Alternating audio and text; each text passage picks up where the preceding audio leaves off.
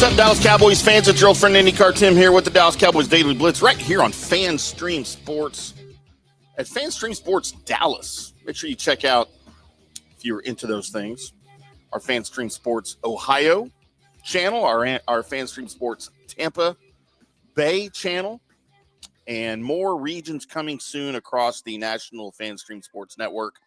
But we are here not today to talk about those things. We are here today to talk about your Dallas Cowboys and what the crap is going on with Micah Parsons and Jerry Jones. Of course, Micah entering the final year of his deal, wants a new contract, deserves a new contract, has earned a new contract. And each day that Jerry waits, I believe his price tag goes up exponentially. As Jerry is, I guess, playing in line with what he's done for the past 20 years in waiting too long and having to pay out. I won't even say overpay, but having to pay out more than he should have for these guys. He did it with Dak. He did it with Zeke a few years ago. He did it with CD. And now he's doing it with Micah. And I think the best part about all of this is Micah.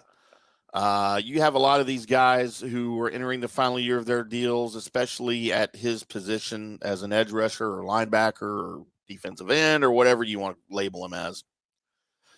Micah is holding up his end of the bargain.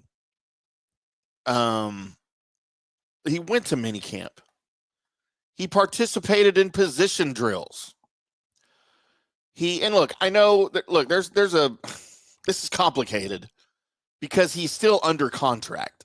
It's not like he's a free agent and he doesn't have a contract. So, yes, I'm giving Micah credit for something that he should be doing anyway. I understand that. But unfortunately, in this day's NFL, it doesn't matter if you're under contract for a year, or in Zeke's situation, if you're under contract for 2 more years.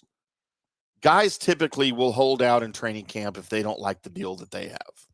And it doesn't matter how many years you have left. So, yes, I am of the camp where, dude, if you're under contract, you signed your name to that contract and you have another year on your deal, you are still under contract. You go play. You go practice. You go to camp. You go to mini camp. You go to OTAs. It's part of your job. You are under contract. I'm in that camp. But I also get it that these guys, it's just the way of the league, right? I hate it. I disagree with it, but I understand it, as I hope everybody does. This is his livelihood, and yes, it's millions and millions of dollars, but it's still his job and his livelihood.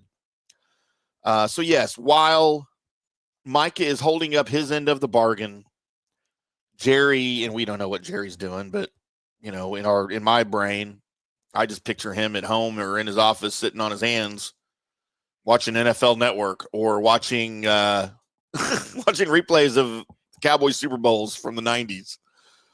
I don't know what he's doing this time of year, but he's getting ready for Oxnard, I guess. But, you know, at some point, Jerry's going to have to make a decision. So what's the decision going to be? And he could have signed Micah in the offseason before OTAs, before mandatory minicamp, and he would have saved his pocketbook a butt ton of money. Because since all of this has happened, since he's been sitting on his hands and waiting, Max Crosby signed a 3-year, $106.5 million deal. That's $35.6 million per year. Texans' Danielle Hunter signed a 1-year, $35.6 million extension, equaling Crosby's deal. Myles Garrett broke the bank for Cleveland after he threatened a trade. He wanted a trade. He demanded a trade. Oddly enough, and if you're not close to that situation, he demanded a trade not because he didn't think he was making enough money, because he wanted to win. Damn it. I want to win. Been here my whole career. I don't think the Browns are serious about winning. I want out. He laid the groundwork for that before the end of last season. Well, apparently he changed his mind because he then was able to reach an agreement with the Browns for a 4-year, $160 million deal to join the $40 million a year club as a non-quarterback. And now, most recently, TJ Watt of the Steelers breaks the bank again with a 3-year, $123 million deal that pays him $41 million annually. What's all that mean? That means that Mike is going to get at least $41 million a year. And I'm not making predictions as to what that contract is. But I would not be shocked, and you let me know if you would be shocked at this, because I'm not, especially after the way Jerry dealt with the Dak situation. I would not be surprised to see Micah Parsons sign a 4-year, $180 million contract that pays him $45 million a year annually. I think that would be right up Jerry's playbook to do something like that. Because, I mean, you might as well at this point. And that, by the way, I'd have to look to see who's entering free agency next year. But probably by the end of next year, might not even be the highest paid linebacker or edge rusher or defensive end, whatever you want to call him. That's just the way the league is progressing and growing, and the salaries are increasing. It's a little ridiculous. But look, Mike is doing his part. He's even being good with the media. He's not comparing his game to anybody else's. He was on record. I think it was CBS Sports. He came out and said, I know my game isn't the same as, I think he mentioned Trey Hendrickson, who, by the way, still doesn't have a deal and may not play for Cincinnati this year. He mentioned TJ Watt.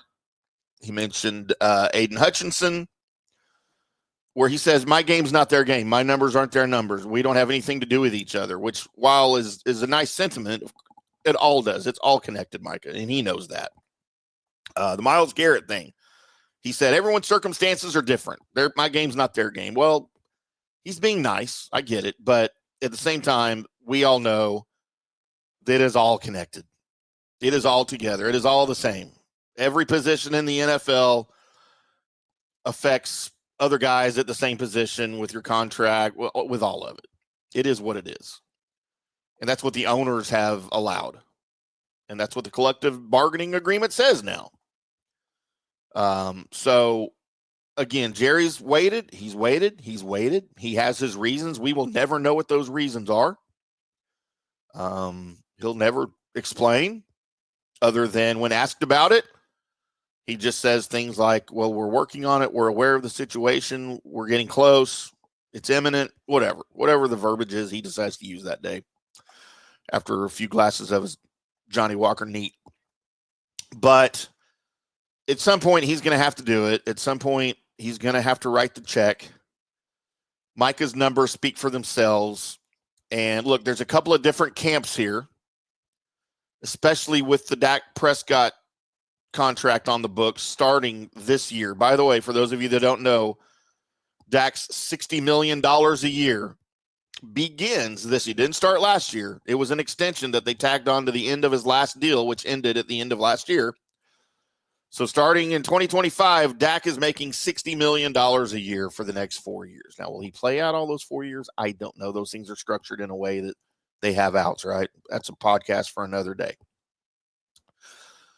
But there are two camps here. One is way less popular than the other one. And to be honest, I think I'm in this first camp that I will describe. Don't re-sign Micah. Trade Micah while he still has a year on his deal. And get back all of the draft capital. All of it. Get everything you possibly can. 3 first-round picks. 2 first-round picks. 2 second-round picks, a third-round pick. Whatever it is you can get to avoid having to pay out that massive contract. That's camp number 1. Camp number 2, pay Micah, keep him here. He deserved it. We want him to be a Cowboy. To hell with what it does with the salary cap and being able to pay the rest of the guys on the team. That's kind of an, to the extreme, but you get the point. What will Jerry do? I don't think he'll trade Micah. I think he loves that Micah's on the team. He loves one of the best at his position wearing the star on his helmet. That's an ego thing for Jerry, and I get it. I'd probably be the same. But one of those two things is going to happen. And if it's signing Micah again, I'm not saying that's what the contract will be, but it would not shock me one bit for it to be a 4-year, $180 million deal that pays Micah $45 million a year. If he had done this thing at the end of last year, he could have got Micah for $35 million a year. I firmly believe Micah would have signed a deal, because at the time would have been one of the highest at his position, $35 or $36 million a year. You could have got that on the books, and we wouldn't be talking about it. But that's not the way Jerry operates. Look at Dak. Look at Zeke. Look at a number of other contract negotiations that have seemingly gone south for the Cowboys. But that's what it is. What would you guys like to see Jerry do with Micah? Trade? Sign? I don't think one's right or one's wrong. I get both sides of it. I just think at this point in time, I'll take the draft picks, and I'll see what we can do with those draft picks. There's some good defensive players coming out in the next couple of years. Are they Micah Parsons? Probably not. Those don't come around very often. But I would still like to see what they could get. Just even hypothetically, I would like to see what teams would offer for Micah right now as we head into training camp in Oxnard, California. But, yeah, let me know. At IndyCar Tim, all across social media, in the comment section here on the YouTube, on our YouTube channel. I'd love to hear from you. What do you want Micah to do, or the Cowboys to do with Micah? How much do you think he'll get? How much don't even want to get into how much does he deserve, because what they deserve and what they get that's not the same storyline. They're going to get what they get. Nobody deserves $60 million a year to play quarterback in the NFL, but that's the going market now. So, but yeah, let me hear from you. Let's talk about Micah Parsons as a Dallas Cowboy. What's Jerry going to do? What's your predictions, boys and girls? I'd love to hear from you. That's going to do it for us today on the Dallas Cowboys Daily Blitz right here on FanStream Sports Dallas. Until next time, boys and girls, as we delve into training camp, we'll see you.